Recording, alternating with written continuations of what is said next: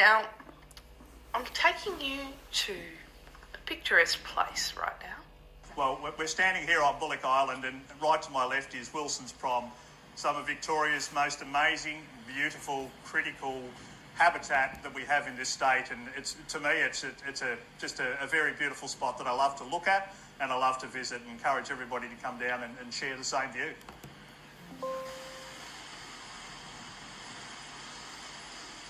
I feel like I'm there right now.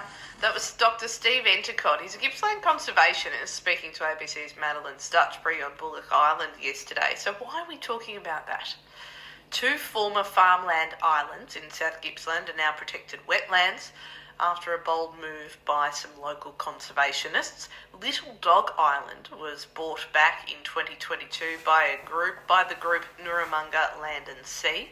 It's now a safe haven for threatened species like the orange-bellied parrot, swamp skink and far eastern curlew.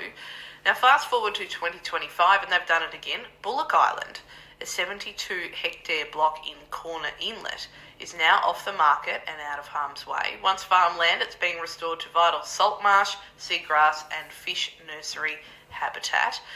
Dr. Steve Endicott joins me now. Good morning. Good morning, Bex. Thanks for that introduction. Oh, my pleasure. Now, why was Bullock Island such a priority? Well, for us, it's a huge priority. We're protecting the salt marsh along that coastline. There's not much of it left, really. Most coastal land, as we know, has been redeveloped, and there's only little patches of it left. The beauty of Bullock Island is right next door to our first island, Little Dog Island, if you like. We're getting a collection of islands going here. And we really do really value it that they're both together. We can manage them together and the land in between them as well. So really securing some really critical habitat. So were they just up for sale by private owners or? Yeah, they were. So we were very lucky. So one of our ecologists, one of the best in the world, I reckon, Tim Brain, heard about Little Dog Island first.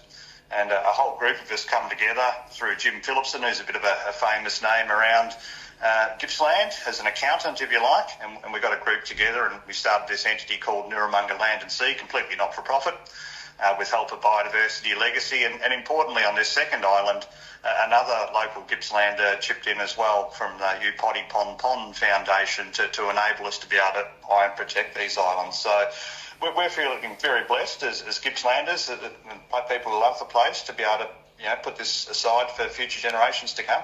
What kind of species are you hoping to protect or bring back? Yeah, there's a lot of bird life out there. So to some, salt marsh is a bit boring, but I do encourage people to get out there and have a walk around. I think you pretty much covered it in your introduction as well, but orange-bellied parrots are a big one. There's only a few hundred of them left that fly between Tasmania and Victoria. There's some incredible programs going on with Zoos Victoria and many others, the orange-bellied parrot recovery groups, that are really, really trying to bring this bird life back. And they're doing a tremendous job. So having habitat like this aside for species like that is very critical. So do you have to go out there and do maintenance or, I don't know? Well, we've only had it about 5 minutes. It only settled this week. So we've already, a couple of us have been out there and done some incredible research. The joy of this one is because the environment, as many people would know down in Corner Inlet, is so aggressive that if you don't maintain it as farmland, it soon reverts to back to what it was. So nature is actually doing a lot of the heavy lifting. Yes, we've got to be involved in some minor interventions, but in the main, we're just going to let nature take its course and it'll go back to what it should be. Now, there's a lot of talk about blue carbon. What does that mean? Yeah, it's a funny one. I only learned about it myself a few years ago. So, when we're talking about carbon sequestration and trees is what jumps into mind. You're sitting, okay, trees, that sequester carbon, that's a good idea. But blue carbon, it's your mangroves, it's your mudflats, it's your salt marsh, it's that sort of bush that we look at and go, it's a little bit uninteresting, but it actually sequesters carbon at a rate of about 30 to 50 times faster than the normal terrestrial forest. So, yeah, it's very important. It's very exciting that we have this, that we keep the balance in order. How can people find out more, or can listeners get involved? Yeah, I think so. If you want to get involved, and especially if you've got an island that's got salt marsh on it, we'd love to hear from you. But if you Google Nurramunga Land and Sea, that'd be a great starting point, and you'll see our details there and reach out. We'd love to hear from you. Okay.